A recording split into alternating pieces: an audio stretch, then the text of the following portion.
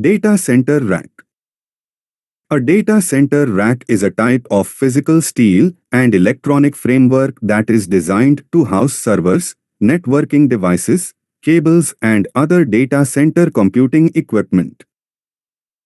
This physical structure provides equipment placement and orchestration within a data center facility.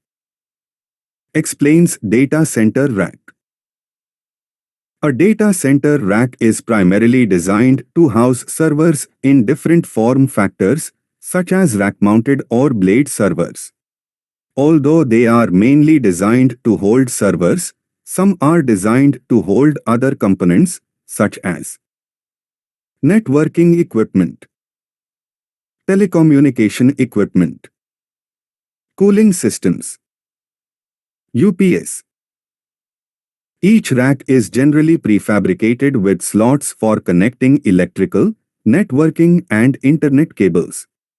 Data center racks are created using a systematic design and are classified based on their capacity or the number of bays, essentially, the amount of equipment they can hold.